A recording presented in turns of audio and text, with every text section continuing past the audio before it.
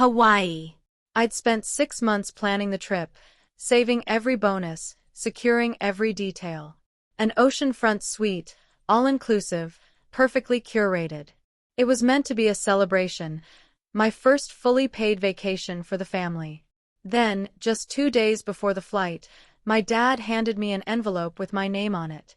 No thank you. No explanation. Just a printed cancellation notice. Your seat's going to Trevor, he said, like it was a generous upgrade. Trevor, my sister's fiancé.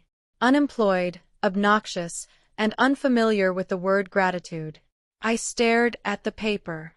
Are you serious? Dad nodded, as if it pained him. Family means sacrifice. He's becoming one of us. It's his turn to feel welcome. My mom didn't say a word. She kept folding laundry on the couch and softly said, "It's better this way." My name is Natalie Reed. And if you think this story ends with me sobbing in my bedroom, think again. I didn't yell. I didn't plead. I didn't even raise my voice. I simply nodded and said, "Thanks for letting me know." Dad looked relieved, like I'd passed some quiet test. What he didn't realize was, everything about this trip was in my name. The bookings, the upgrades, the loyalty points, all of it. He thought my silence meant surrender. What he didn't know was that I was already logged into the resort's back end, updating the primary contact, quietly arranging a little surprise. If Trevor wanted that seat so badly, he could have it. But the view, the room, the dream itinerary, they were about to come with a twist. They boarded the flight without me. Dad sent a photo from the gate, smiling with leis around their necks. Trevor held up a peace sign like he'd just won a sweepstakes instead of stealing someone's spot. Mom captioned the picture, "Ohana vibes only yellow heart." I looked at the screen and opened the resort dashboard. Everything was still under my control. Dad had never thought to check who the reservation was linked to. He assumed that paying for plane tickets meant he was in charge. But the room, the excursions, the dining credits, all tied to my email, my rewards account, my card. I didn't cancel a thing, yet. Instead, I made some subtle changes. First, the suite. I downgraded it to a basic garden view twin. No refund. Just a quiet reassignment. Next, the activities. The catamaran cruise? Gone. The snorkeling adventure? Rebooked under my friend's name. Then the final touch. I edited the reservation notes. Guests have been flagged for previous policy violations. Please verify ID and handle with discretion. Was it true? No. But it wasn't illegal either. Just enough friction to remind them I wasn't out of the picture. I was very much present. That night, they checked into the downgraded room. No ocean view. No king bed. No complimentary champagne. Trevor texted, "Hey, did something get messed up at the hotel? This room's not what your dad said." I didn't respond. Instead, I posted an Instagram story, me in a spa robe, sipping sparkling cider. Caption, "Sometimes the best trips are the ones you don't take." Mom saw it. So did Dad. So did Trevor. He blocked me. But I wasn't finished. If they were going to use my generosity as their launchpad, they were about to find out what turbulence really looked like. The next morning, Dad called me. Not a text, a phone call, which told me things were unraveling. I let it ring. He left a voicemail, voice tight and controlled. "Natalie, the hotel says there's a billing issue. Our room key isn't working. Can you just fix it?" Fix it. Like I was their secretary. Like I hadn't been erased from the vacation I planned. I took a sip of my coffee and logged into the resort portal. With a few clicks, I paused digital access to their room. Suddenly, their one remaining keycard did nothing. Then, I noticed a new review pop up on TripAdvisor, posted by Ocean Dad 77. Check-in staff were rude. Room didn't match expectations. Total disaster. I smiled. Amazing how they could spend my money, but not carry my name. Trevor's Instagram had gone quiet. No more beach shots. No more drink boomerangs. Just one blurry story from the hotel lobby. Caption: waiting. Again. Face with rolling eyes. By midday, the front desk emailed me, requesting confirmation of the reservation holder. I responded. The guests listed are not authorized. I will not approve any further charges. Clear. Professional. Legal. Then I forwarded the entire thread to the loyalty program team with a note. Please ensure this profile does not accumulate any reward points during their stay. It was an unapproved guest substitution. I hit send. And just like that, the perks vanished. No more lounge access, no complimentary late checkout, no free upgrades. That evening, I received a message from my mother. Just 4 words. Why are you doing this? I didn't reply. Instead, I posted a quote to my story, white background, black text. If sacrifice is expected but never returned, it's not family, it's performance. I didn't mention anyone by name. I didn't have to. Because sometimes justice doesn't come crashing through the door. Sometimes, it slips through the cracks of someone else's paradise, and lets the rot reveal itself. By day 3, the charade had ended. No more family selfies. No cheerful aloha captions. Just silence, the kind that lingers in a group chat like a power outage. Then came a call from the hotel concierge. Hi, Ms. Reed. The guests listed under your reservation appear confused about the account. They tried booking a couple's massage, but their resort credit isn't valid. I nearly felt bad. Nearly. I answered calmly, they're not authorized users. If they'd like to pay out of pocket, they're welcome to. A pause on the other end.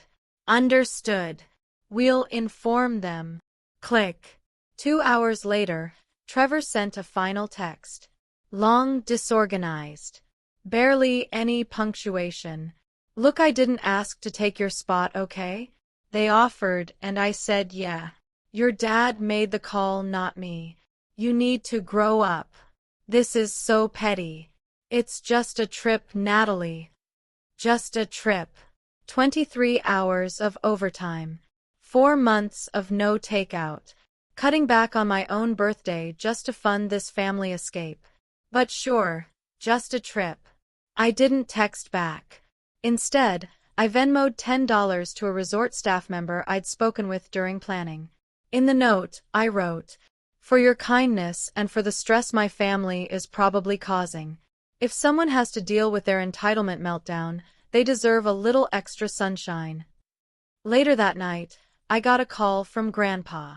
He wasn't supposed to know. But somehow he always knew. "You're not there?" he asked. "Nope." He sighed. I figured something was off. Your dad's been posting sunset photos, but his face looks like someone stole his flip-flops. I smiled.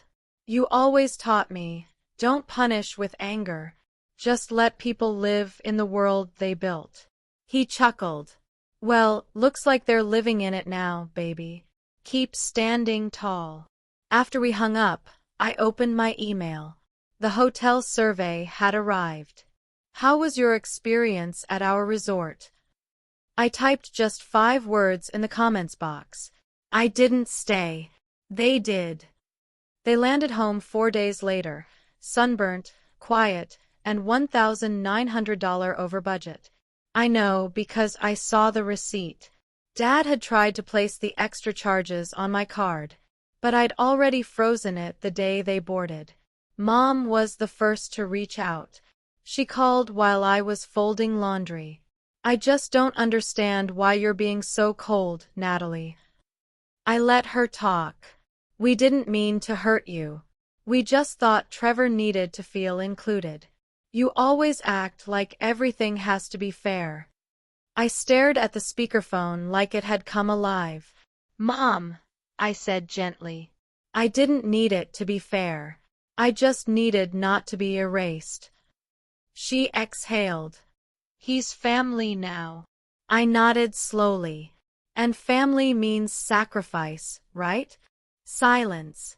"Then consider this mine," I said. Click. I opened my notes app and began typing the post I'd avoided until now. I saved $31,400 to give my family the vacation of their dreams.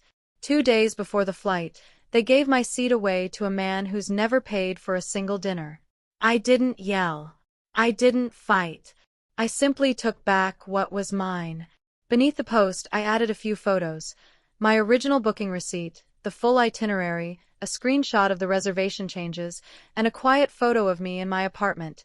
Smiling, chopsticks in hand, sushi on the table, a glass of wine beside me. The caption read, "Some trips are more peaceful when you stay home, especially when you take the peace with you." I hit post and went to bed. By morning, the story had taken off, over 18,000 shares. Hundreds of comments. Women writing things like, "You're the villain in their story, but the hero in mine." Even a few wedding planners DM'd me. "Just save this as a case study in boundaries." Iconic. That afternoon, Trevor deleted his Instagram account. Then came a message from Mom. "You're humiliating us." I replied with a single heart emoji. Nothing more. Because sometimes, silence isn't passive. Sometimes silence is earned, and it sounds like freedom. By now, the story had taken on a life of its own.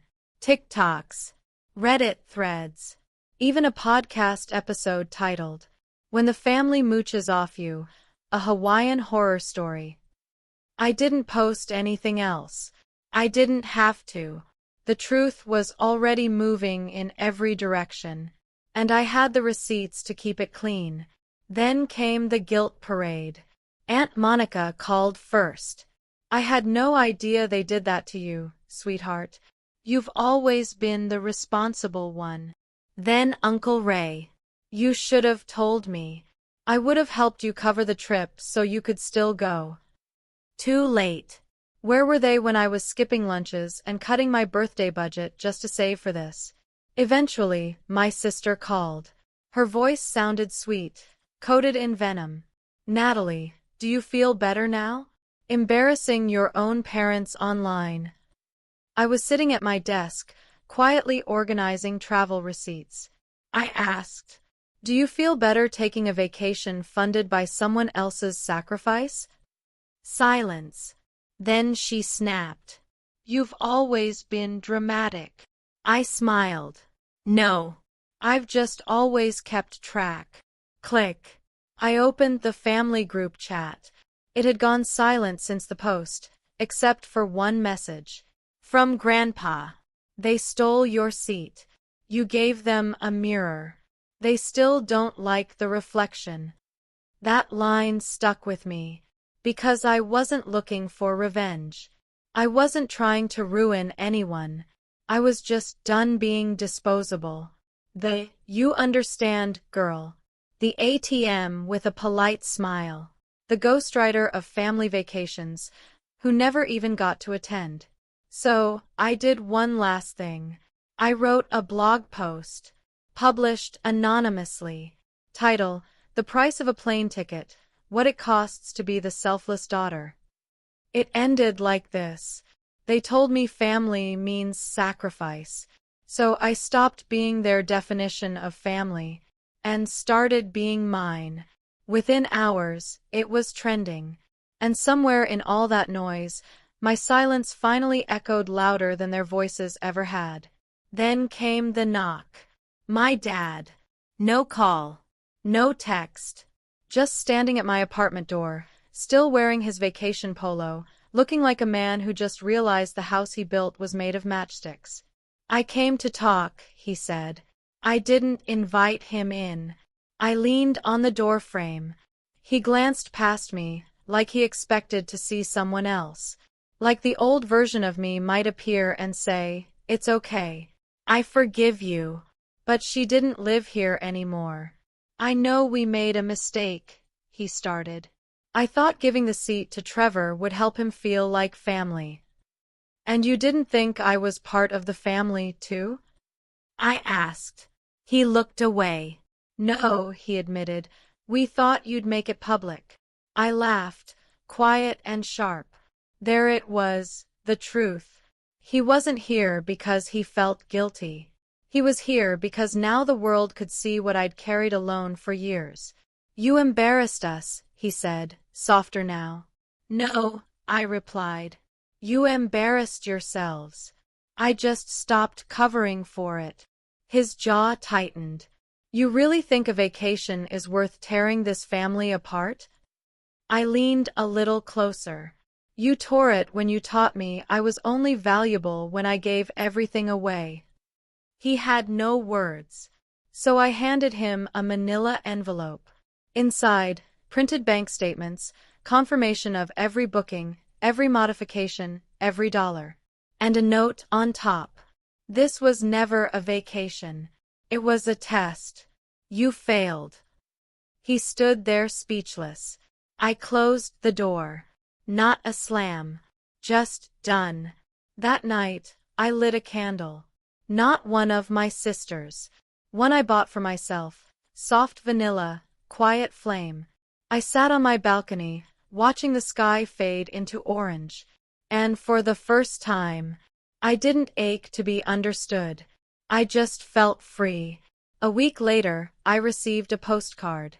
No return address, but I recognized the handwriting.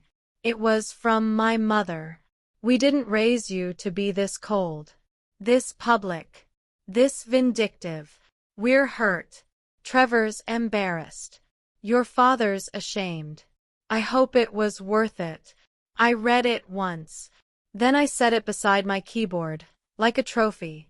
Not because I wanted the pain, but because that card finally acknowledged the fire they'd spent years pretending didn't exist. I had spent a lifetime being the quiet one, the responsible daughter, the one who didn't need praise, just approval. But here's what I've learned. Approval without respect is just manipulation dressed in love. They never thought I'd push back. Never thought I'd light a match under the fantasy. But now, their Hawaiian getaway had become a whisper on the internet they couldn't control. The vacation photos, deleted. Trevor's job leads, quietly iced out. Because word spreads faster than sunscreen online. And me. I was booked to speak on a podcast about boundaries. Then another.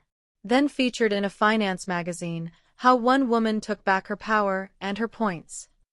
I didn't ask for the spotlight, but when it found me, I didn't run. Because this time, the story was mine. And the women who heard it. They didn't just listen. They nodded. They knew. I closed my laptop and looked out the window. No more trips. No more forced dinners. No more being the background character in their carefully curated family narrative. This time, the stage was mine. And the final act. Peace.